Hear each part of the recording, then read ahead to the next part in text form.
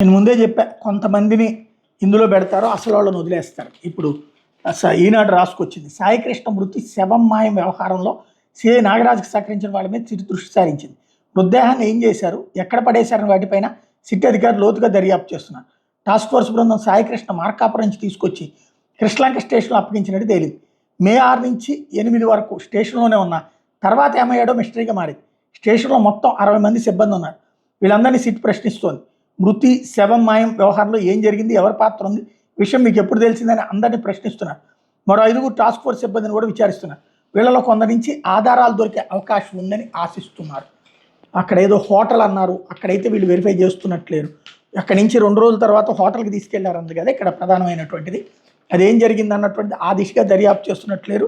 ప్రస్తుతానికి ఇంకా కొంతమందిని అరెస్ట్ చేసి హడావిడి చేస్తారు. ఇదే స్టేషన్లో పనిచేస్తున్నటువంటి ఒకరు 7 ఏళ్లుగా పనిచేస్తున్న మరొకరు ఏడాది క్రితం వచ్చారంటే స్టేషన్లో బయటికి వీళ్ళిద్దరే చక్రం తిప్పేవాళ్ళట. ఏసీపీ బృందం విచారణ సమయంలో వీళ్ళు విధులకు వచ్చిన సిట్ ఏర్పడాక రావట్లేదట. వీళ్ళిద్దరిని విచారణకు పిలుస్తారట. వీళ్ళ ప్రమేయం ఆధారం లభించాక నిందితుడిగా చేర్చి అరెస్ట్ చేస్తారట.